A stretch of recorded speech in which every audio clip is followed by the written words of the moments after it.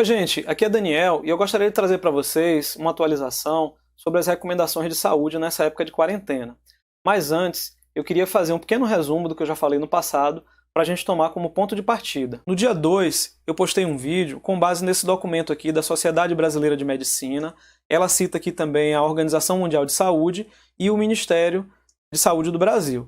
São três organizações bem conhecidas, bem importantes, e o que eu falei naquele vídeo foi que para as pessoas que estavam com medo de sair com sua bicicleta, que não tivessem medo, mas que fizessem isso com responsabilidade.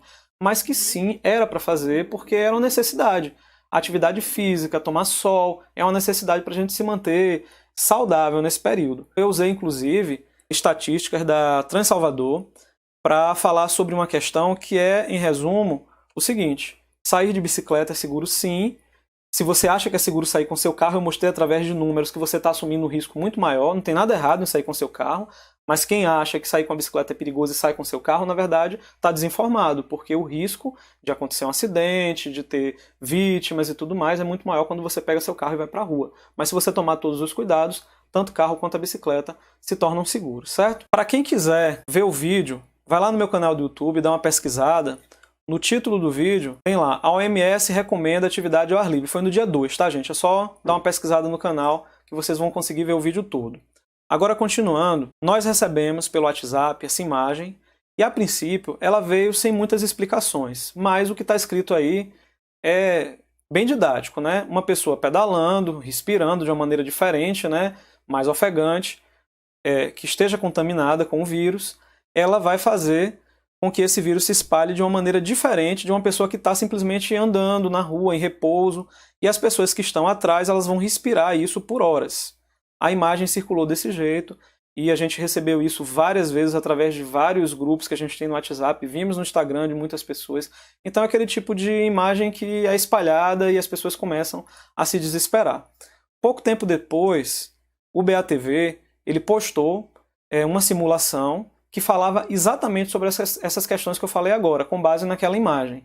E depois o G1, ele também publicou essas questões, e quando o jornal e a televisão publicam uma coisa, se torna verdade, né? Só que o G1 ele tomou cuidado de falar aqui, que essas informações não tinham sido publicadas ainda em meio científico, mas ele faz toda uma dissertação aqui sobre essa questão. E recentemente a gente recebeu mais um documento. Esse documento foi divulgado pelo Departamento de Educação Física e Cardiologia, é uma nota de esclarecimento, e ele diz basicamente o que o G1 já falou. Gente, olha só, esse estudo aí, ele é um estudo preliminar, é uma simulação ainda, não está comprovado.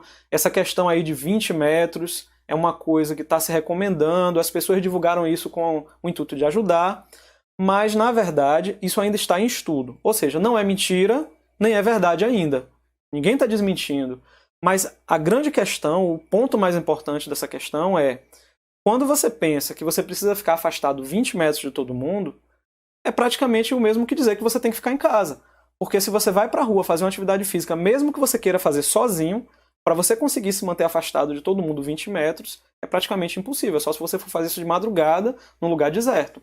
Então as pessoas meio que se desesperaram, disseram, eu não vou andar de bicicleta, não vou caminhar na rua, porque eu tenho que ficar 20 metros de distância. Então, eu gostaria agora de fazer a minha análise pessoal. Eu acredito que não existe ainda uma verdade absoluta sobre esse assunto. É tudo muito novo, as pessoas ainda estão pesquisando. Eu acredito que a gente tem que ser conservador, a gente tem que se policiar, a gente tem que tomar todos os cuidados possíveis, mas sem desespero. Então, eu mantenho a minha recomendação que eu fiz no vídeo lá do dia 2, que é a mesma recomendação dos órgãos de saúde, que você saia para fazer sua atividade física sozinho. Por quê? Quando você faz isso sozinho, por mais que você passe por pessoas na rua, você está muito mais protegido do que se você estiver em grupo. E por falar em grupo, gente, eu tenho visto aqui na cidade de Salvador algumas pessoas pedalando em grupo de 7, 5 pessoas, e eu entendo de verdade que é uma forma da pessoa se sentir mais segura, porque sair para pedalar sozinho realmente é complicado para algumas pessoas. Eu gostaria de fazer uma recomendação, que é, se você precisa pedalar com alguém, e você tem alguém do seu convívio que já pedala, pedale junto com essa pessoa. Se você realmente sente a necessidade de pedalar com grupos, eu não estou aqui para criticar, para julgar, mas em minha análise, para você ficar mais seguro, estar com a consciência tranquila depois que você voltar do seu treino, sem aquele medo, ou será que eu sabe, corria algum risco desnecessário, pedale sozinho. Tá? Pedale sozinho porque é aquilo que a gente sabe que funciona, que está dando certo. Então, resumindo, eu recomendo que você saia para pedalar sozinho ou com alguém que você já conviva. E essa questão dos 20 metros é para a gente ficar um pouco mais alerta, mas ainda não é algo que você deva levar na ponta do lápis. E agora eu queria falar para vocês sobre o que eu tenho visto pela cidade enquanto eu saio para pedalar com Babi, né, em termos de roteiro, em termos de aglomeração de pessoas.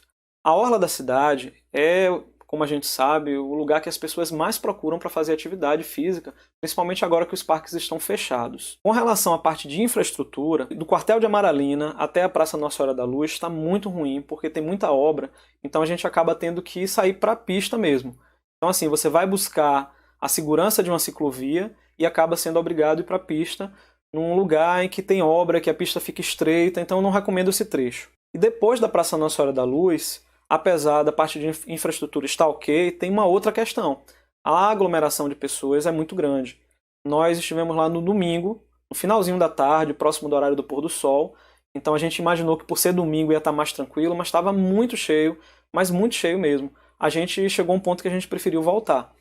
E acabou que fez mais sentido pra gente, a gente ficou muito mais seguro ao pedalar, pela rua mesmo, na Avenida Manuel Dias, voltando, o trânsito num domingo, no final da tarde, bem tranquilo, quase não tinha carro passando. A rua não tinha pessoas aglomeradas, tinha algumas pessoas de um lado, do outro. A gente conseguiu pedalar com muita tranquilidade. E do ponto de vista de segurança pública, nós nos sentimos seguros também. Não teve nenhum momento que a gente ficou com aquela sensação, poxa, aqui tá muito deserto. Então, eu acho que foi muito melhor pra gente pedalar na rua realmente, longe da orla, naquele momento pelo menos. Então eu faço uma recomendação para vocês que querem pedalar e estão procurando o lugar que seria o melhor para fazer isso. Evitem a orla e quando a gente fala isso muita gente se desespera. Poxa, mas eu vou pedalar aonde? Pegue sua bicicleta e saia de casa em horários diferentes para você sentir como é que está o entorno. Eu acho que o melhor percurso que você pode fazer é um percurso que você saia de casa pedalando e volte para casa pedalando. E aí você vai avaliar esses pontos que eu falei.